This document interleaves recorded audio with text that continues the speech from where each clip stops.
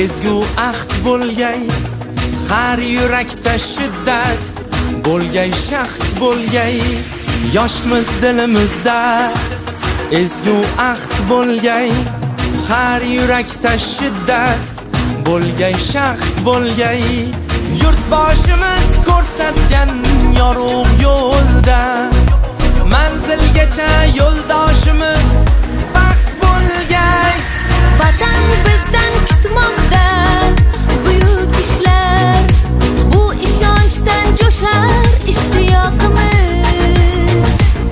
Bunda jamdir barchinoy alpomishlar, ko'ksi baland yoshlar ittifoqimiz. Har ko'ngilni chaman etmoq uchun ham gullashaylik, O'zbekiston yoshlari buyuk kelajakka yetmoq uchun ham birlashaylik, O'zbekiston yoshlari.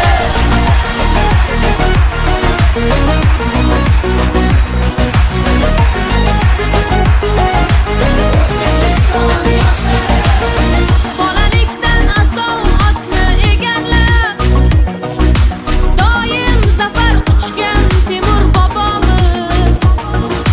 12 yoshida taxtni egallab, yurt boshqargan bizning Bobur bobomiz.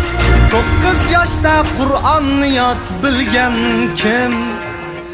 Eng ulug' muhaddis Buxoriy bobom. 7 yoshida mantiq o'tayirni yod olgan kim? Bizning Navoiy bobo.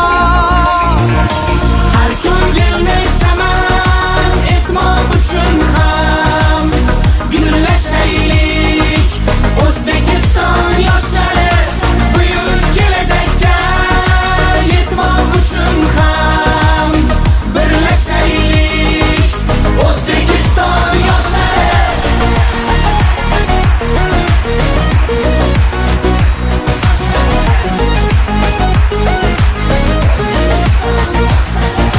Bu kun jahon maydonida ko'p yoshlar bo'lmoqdalar ajdodlarga munosib. Ular yurtni marralar sari boshlab, beruniylar bosgan izlarni bosib